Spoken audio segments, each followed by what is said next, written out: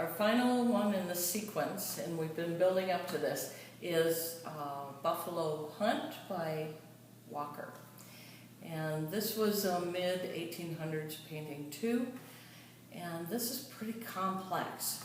But let's start on the right with the buffalo, because you'll recognize the different elements of that, I believe.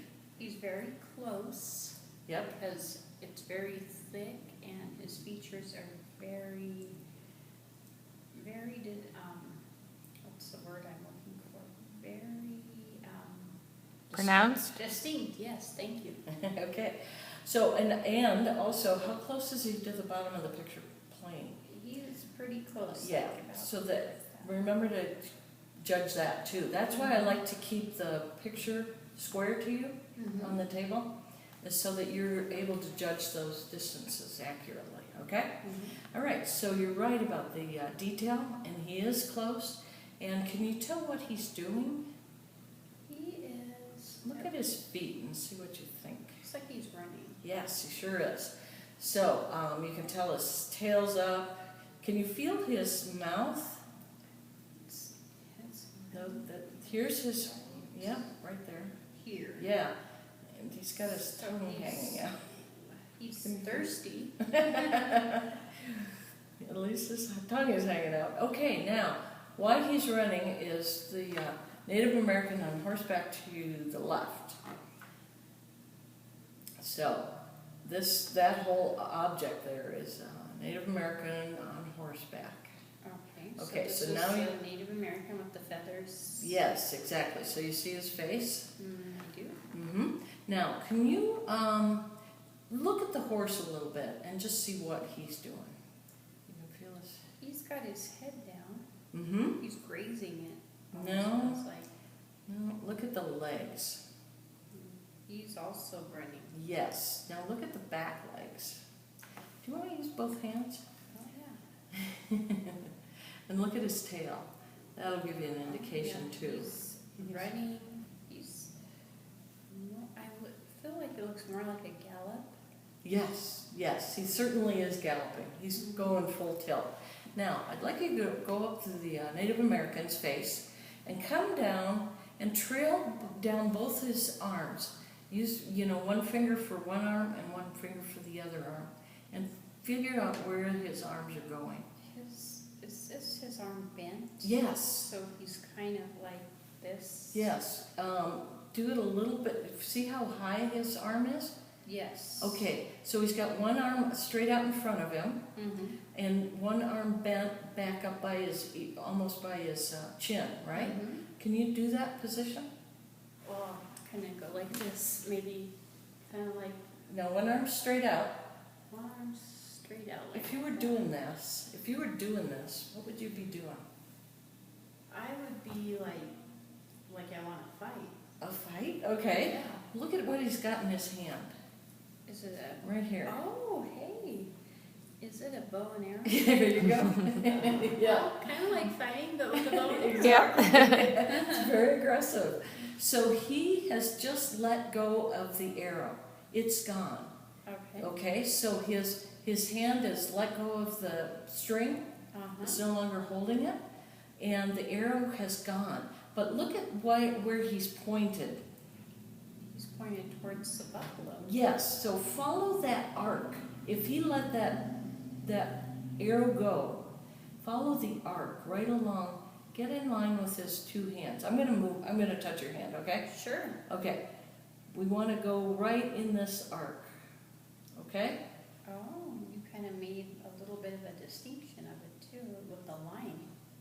I kind of felt a line, maybe it looks... There's not, yeah, that's background. Oh, okay. You just have to sort of ignore that and go. Follow the Yeah, line. and you found something. He's trying to shoot the buffalo. Well, it looks like he's going to succeed. He did succeed, didn't he? Feels rather graphic, doesn't it? Yes. It's a real visceral when you feel that arrow going into the side of your neck. Now, is this little line I feel below the arrow, is it the background or is it depicting the flight of the... Okay, this right here is are the feathers. I forget what they call those on the back of the arrow. And then this is the shaft. Okay. And then this is the opening of the wound where it pierced the side of the buffalo. Oh, Mm. okay, yeah, now I Yeah. understand that. Yeah, and now you know why his tongue's hanging out. Mhm. So, what we've got here is, it is a buffalo, and so a buffalo hunt, and they, year after year, they come to the buffalo, the hunting grounds, you know? Okay. So what do you think this might be, if you want to do a guess, or else I can just tell you? This is Think about it, year after year, they're coming back here. feels like some type of a fossil. Well, right, close. What would be the left behind each ear? You aren't gonna make fossils within a year. The buffalo parts of the buffalo? Yeah, skull, the skeleton. Oh. Yeah, so that's a skull, That's and- very intense. and here's a rib maybe?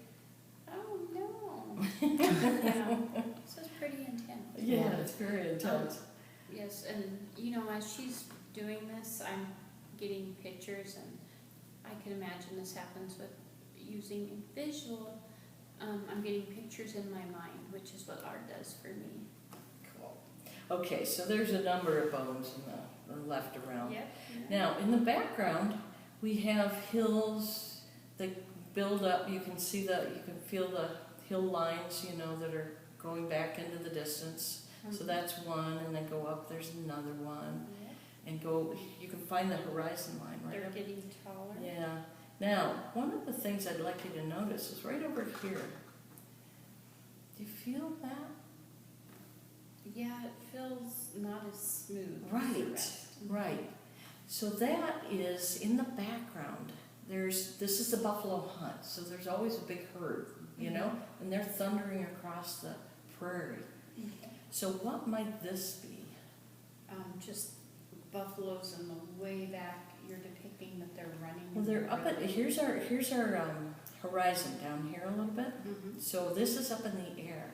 Oh, is this a storm? It's like a storm of dust. Oh, It's all the dust of the buffalo have kicked up into the air. okay. So that's what you're feeling, this whole dusty cloud that's up above where the buffalo are running.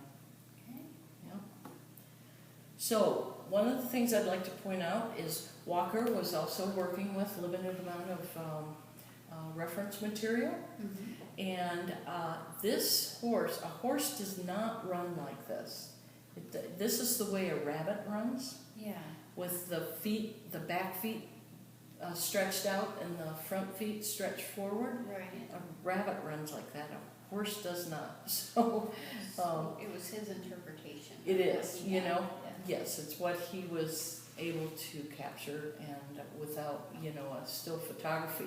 In fact, one of the first uses of photography was to, this guy set up a number of cameras Mhm. and had them go off in a sequence so that he could capture the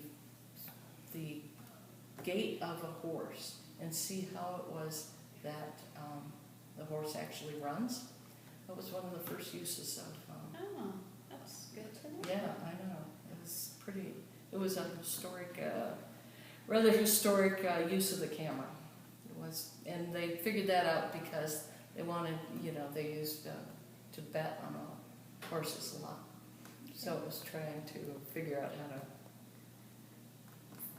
get horses to run faster. So, Interesting. yeah, information is always Very nice.